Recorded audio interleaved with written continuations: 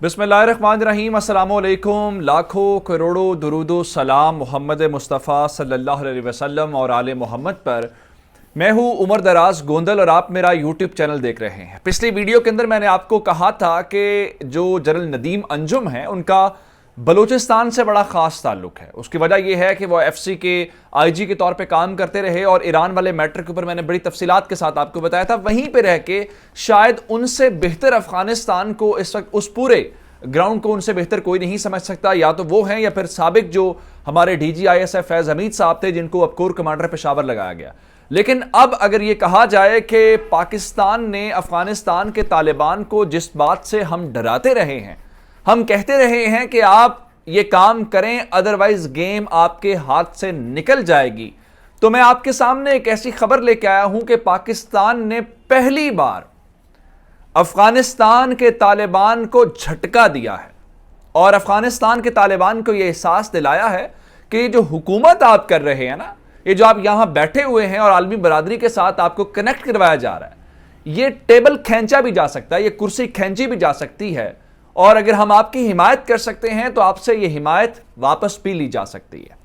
मैं आपके सामने खबर बड़ी दिलचस्प भी है और खबर बड़ी फ्यूचर को लेके है। कहा यह जा रहा है कि तुर्की के अंदर कुछ अहम मुलाकातें हो गई हैं।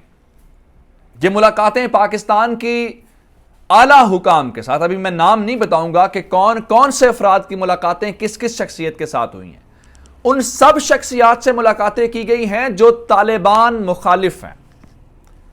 तो इसको सिंपल लाइन में यह कहा जाए कि तालिबान मुखालिफ इत्तेहाद तश्कील पा गया है और क्या पाकिस्तान ने उस इत्तेहाद की हिमायत कर दी है और काबुल के अंदर तालिबान हुकूमत का काउंटडाउन शुरू हो गया है। और यह दावा करने वाला शख्स कौन है जो डिटेल सामने इन मुलाकातों की लेके आए, ये तमाम चीजें आपके सामने रखेंगे। लेकिन अगर आपने अभी तक चैनल सब्सक्राइब नहीं किया और आप चाहते हैं कि आपको मुस्तनद और बरवक्त खबरें मिलती रहें, तो हमारा चैनल सब्सक्राइब कर लीजिए, बेल आइकन के ऊपर क्लिक कर लीजिए ताकि हमारी आइंदा आने वाली वीडियोस बर वक्त आप तक पहुंच रहे। पाकिस्तान अफगानिस्तान के तालिबान के सामने सिर्फ दो इश्यूज रखता है जब से अगस्त के महीने में वो आए हैं। हम कोई उनसे ये नहीं कहते रहे कि इसको हुकूमत में शामिल करो, इसको हुकूमत से निकाल दो या आपकी हुकूमत कैसी होनी चाहिए। उन मामलात के अंदर पाकिस्तान का कोई इंटरेस्ट नहीं है। पाकिस्तान का इंटरेस्ट उन दो मामलात के साथ है जो बराह रास्त पाकिस्तान की सिक्योरिटी के साथ जुड़े हुए हैं। हमारा पहला मामला जो है वो TTP को लेके है। तालिबान पहले कहते रहे हैं कि हम अपनी सरजमीन आपके खिलाफ इस्तेमाल नहीं होने देंगे, फिर कहते रहे हैं कि TTP का हमसे कोई ताल्लुक नहीं है। लेकिन पिछले दिनों में जब कुरम वाला वाकया हुआ जिसमें हमारे 5 जवान शहीद हुए, जिसमें वो जदीद गन्स और वो थर्मल गन्स और स्नाइपर्स और पता नहीं क्या कुछ टेक्नोलॉजी इस्तेमाल की गई, ये पहला मरहला था जहां पे तालिबान ने TTP के उस क्लेम को नेगेट किया और कहा कि TTP के लोग तो अफगानिस्तान में मौजूद ही नहीं है। फिर यह कहा कि हमारी सरजमीन इनके खिलाफ इस्तेमाल नहीं हुई और हम इन्वेस्टिगेशन कर रहे हैं। यह पाकिस्तान के लिए बड़ा अलार्मिंग था। यह हमारा पहला कंसर्न है जो पहले दिन से हम कहते आ रहे हैं। हमारा दूसरा कंसर्न है बाढ़ लाइन का तनाजा। हम ये जो बॉर्डर के ऊपर, ड्यूरेंट लाइन के ऊपर जो इंटरनेशनल बॉर्डर है अफगानिस्तान पाकिस्तान का, वहां पे बाढ़ लगा रहे हैं जो कि हमने तकरीबन मुकम्मल कर लिया 2600 किलोमीटर के राउंड अबाउट। तालिबान हुकूमत आने के बाद जिस शिद्दत के साथ, हालांकि ये तो अशरफ गनी भी काम नहीं कर सका था, बाढ़ उखाड़ी गई ट्रकों के साथ, जिस तरह से पाकिस्तान के फौजियों के साथ इश्तियाल अंगेज गुफ्तगू की गई और पाकिस्तान के फौजियों की बड़ी वो प्रोफेशनलिज्म थी कि वहां पे उन्होंने कोई ऐसी बात नहीं की जिससे लड़ाई आगे बढ़ती।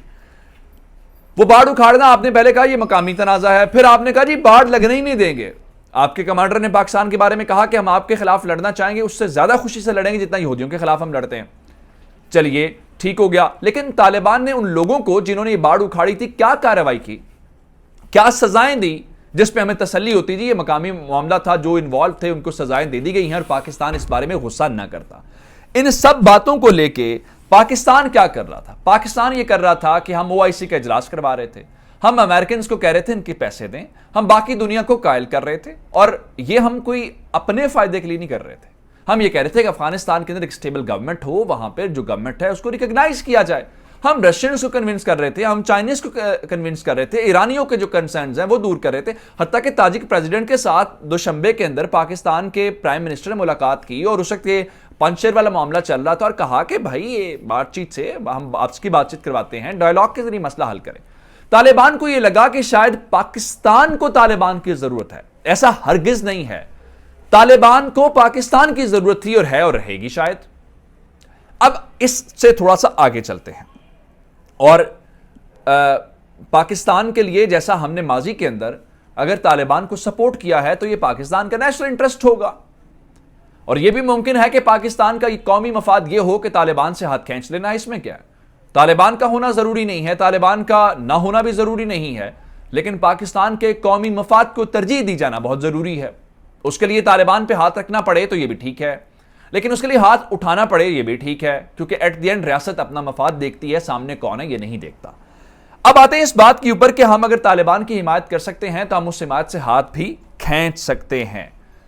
अब मैंने आपको बताया कि पाकिस्तान के जो इस वक्त ISI चीफ हैं वो शायद अफगानिस्तान को बहुत समझते हैं, वो मीडिया में नहीं आते। मैंने पिछली वीडियो में आपको बताया कि वो लाइमलाइट में रहना पसंद नहीं करते और दुनिया जहान की जो इंटेलिजेंस एजेंसियों के सरबराह होते हैं ये उनकी चॉइस होती है और वो आप CIA चीफ भी, मोसाद भी, रॉ के चीफ भी उस तरह से अपनी जो पब्लिक अपीयरेंस है उसको पसंद नहीं करते। पाकिस्तान के इंटेलिजेंस चीफ भी यही करते हैं।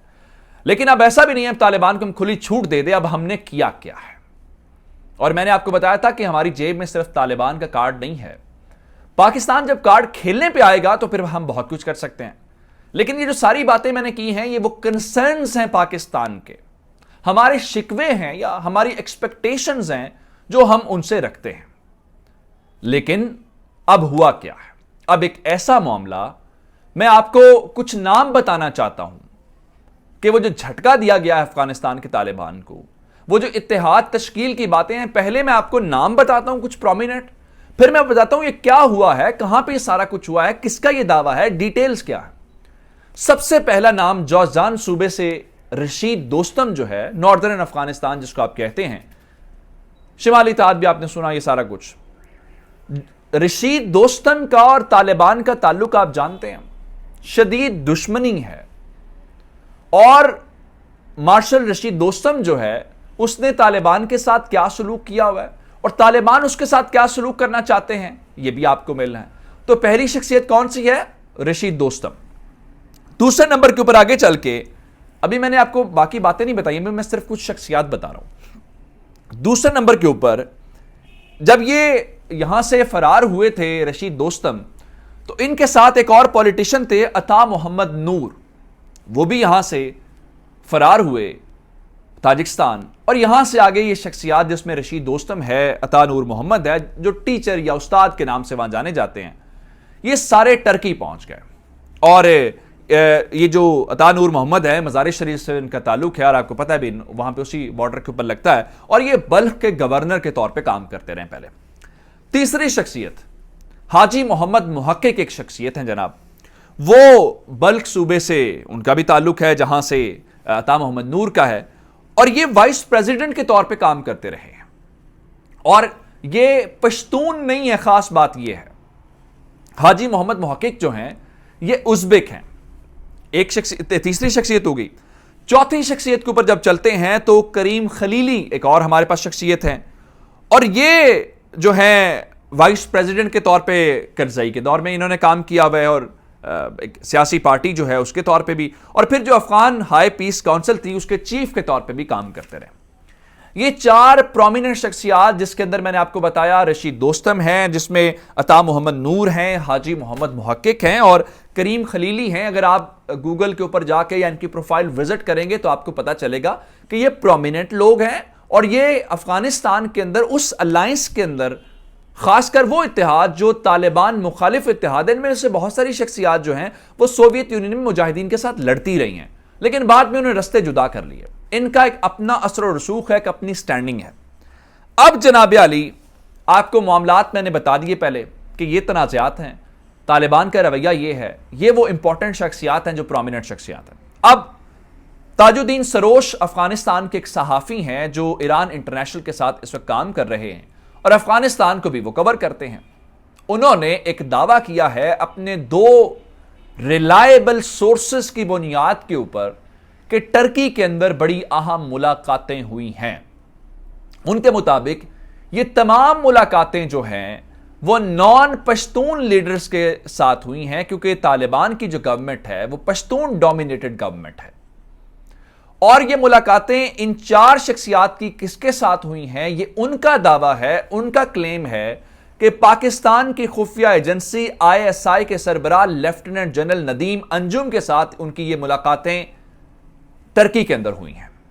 और उनके मुताबिक जो उनका क्लेम है, पाकिस्तान ने उनसे यह कहा है कि आप चूंकि नॉन पश्तून हैं, आपका ड्यूरेंट लाइन के ऊपर भी कोई तनाजा या कोई क्लेम नहीं है, तो हम ये चाहते हैं कि आपके साथ स्ट्रेटेजिक जो ताल्लुक है वो कायम किया जाए। अब इसका मतलब यह है कि अगर ये मुलाकातें वहां हो सकती हैं, तो अफगानिस्तान के मामले को लेकर एक और शख्सियत है अहमद मसूद और इस्माइल खान, वो इस वक्त ईरान के अंदर मौजूद हैं। अभी ईरान के दौरे के ऊपर जब गए थे अफगानिस्तान के वजीर खारजा, तो इन्होंने उनके साथ मुलाकात भी की थी। और कल सुबह ईरान के वजीर दाखिला पाकिस्तान तशरीफ ला रहे हैं और ये शख्सियात उनकी मेजबानी में वहां पर रह रही हैं। और पंजशेर वाला मामला और ये सारे के सारे वही हैं जो तालिबान मुखालिफ हैं। क्या पाकिस्तान अहमद मसूद से भी कांटेक्ट कर लेगा, इस्माइल खान के साथ भी कांटेक्ट कर लेगा? और उनको यह कहा गया है कि आप चूंकि जो तालिबान के रवैया है, ये जो आपकी चीजें हैं उनसे मुख्तलिफ हैं, तो पाकिस्तान इस बारे में आपके साथ एक स्ट्रेटेजिक पार्टनरशिप चाहता है। क्या इसका मतलब यह लिया जाए कि पाकिस्तान ने तालिबान की हुकूमत से सर उठा के वो ग्रुप्स जो तालिबान मुखालिफ हैं या वो ग्रुप्स जो नॉन पश्तून हैं, तालिबान ने उनके सरों के ऊपर हाथ रख दिया है? और इसका मतलब यह है कि अब तालिबान हुकूमत जो है उसके खात्मे का काम शुरू हो जाएगा। इस हवाले से आपको आने वाले चंद दिनों के अंदर डेवलपमेंट्स के ऊपर नजर रखनी होगी और हम आपको अपडेट करते रहेंगे। ये बड़ी अहम डेवलपमेंट थी। और फिर ये बता रहा हूं कि अफगानिस्तान के सहाफी का क्लेम है, ताजुद्दीन सरोश का, जिन्होंने आपने ट्विटर के ऊपर भी आज लिखा है। मुझे उमर दराज गोंदल को फेसबुक, ट्विटर, इंस्टाग्राम के ऊपर फॉलो कर सकते हैं। मेरा यूट्यूब चैनल सब्सक्राइब कीजिएगा। आपके समातों का बहुत शुक्रिया। खुदा हाफिज।